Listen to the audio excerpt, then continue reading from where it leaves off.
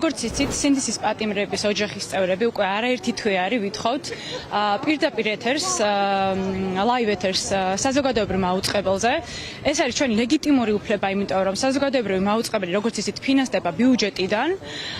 იქიდან გამომდინარე, რომ ჩვენი ეგრეთ წოდებული ხელისუფლება ამბობს, რომ ყველაფერი არის გამჭვირვალე ამ ქვეყანაში. თუ არის გამჭვირვალე, ჩვენც გვინდა, რომ ჩვენი სიმართლე მივიტანოთ საზოგადოებამდე და ვითხოვთ პირდაპირ ეთერს.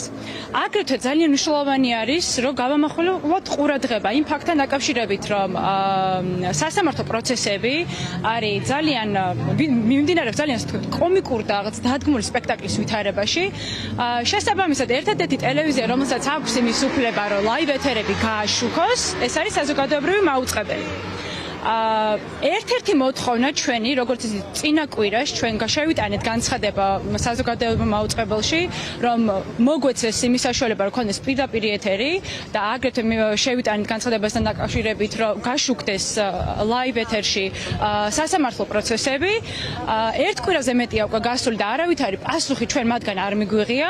შესაბამისად, გვინდა რომ საზოგადოებას დავანახოთ, რომ ჩვენ ისევ აქ ვდგავართ, ჩვენ ისევ იგივე მოთხოვნები გვაქვს და ჩვენ ეს მოთხოვნები არ გვიკმაყოფილდება, მაგრამ განაგრძობენ ისევ ჩვენი ბიუჯეტიდან ამ თანხების აღებას და რაღაც სრულიად რაღაც ამოუხსნელი რაღაც გადაცემების გაშვებას პირველი არხის ეთერში. ერთად ავდგეთ ეხლა, ჩავატაროთ პატარა ექსპერიმენტი, მეგობრებო, დავურეკავ ეხლა მე პროდიუსერს, ერთ-ერთ პროდიუსერს და ვნახოთ, გვიპასუხებენ თუ არა საზოგადოება ჩეკრებილა და თუ არაფერი აქვს დასამალი, აგერ ვართ და ვეცადოთ ერთად, რომ ვცადოთ შესვლა პირდაპირ ეთერში. ქალბატონ ნინო თარგამაძეს ვურეკავ ეხლა მე. ვნახოთ თუ გვიპასუხებს.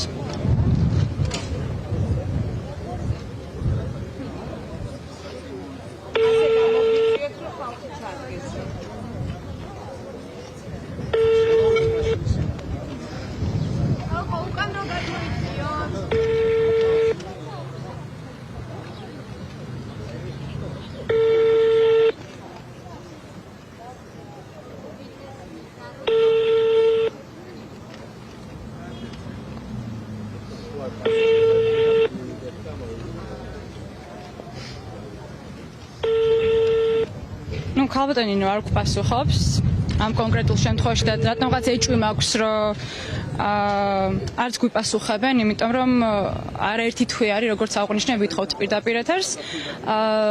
საზოგადოებას უნდა მოუწოდო, რომ გამოფხიზლდით, მეგობრებო, აქ მარტო ჩვენი სიმართლის დასაცავად არ ვდგავართ, თქვენთვისაც ვდგავართ აქ და თქვენი მომავლისთვისაც ვდგავართ აქ და ერთ დღესაც, როდესაც მოინდომებთ თქვენც, რომ თქვენი სიმართლე გაუზიაროთ საზოგადოებას, ძალიან მარტივად დაგაიგნორებენ და შემდგომში შეიძლება ჩვენ უკვე აღარ ვიყოთ, იმიტომ რომ ჩვენც აღმოჩნდეთ 4 კედელს შორის.